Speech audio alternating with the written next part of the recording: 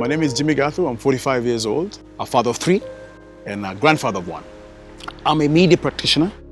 My wife already knew that I've always wanted kids. So my wife said, we need to be sure, so we just don't keep trying and wondering what's going on. We went to see our doctor, and he was very surprised.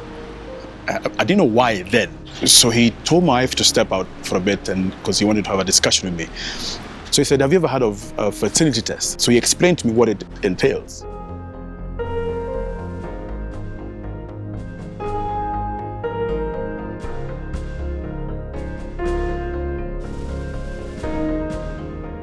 For me, it wasn't a big deal then.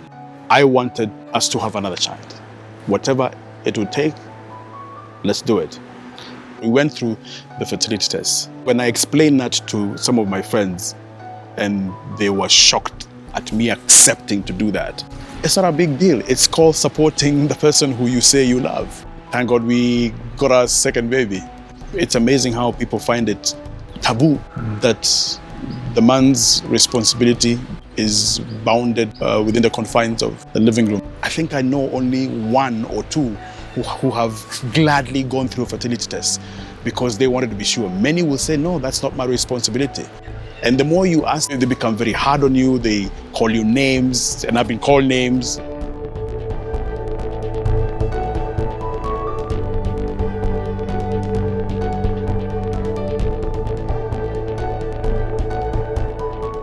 Fertility is a shared responsibility, whether we like it or not. If you claim that you want a family, you cannot say that fertility remains the responsibility of the woman.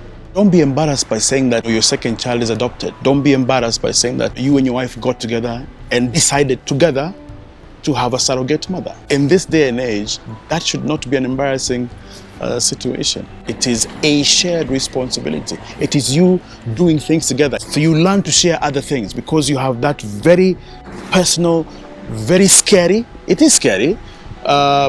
Is it embarrassing? Of course it is. I mean, it's not easy for somebody to say, I can't bear children. But can you accept it? You should. Because there's nothing wrong with that. There's no harm, there's no shame to that at all.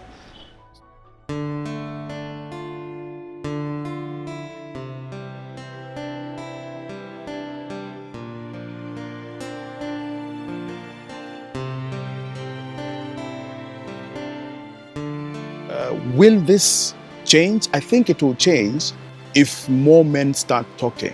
Many men think they go through these things alone. And they find it very scary to come out in the open and say, you know what, I do things that are not ordinarily what men would thump their chest and say, that's a man's job.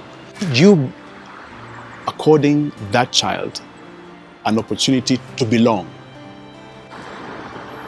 an opportunity to invest in his or her future, an opportunity to share or to teach or inculcate your culture or what your beliefs are, modern, of course, to that child so that he bears your name and bears your DNA in terms of what your beliefs are.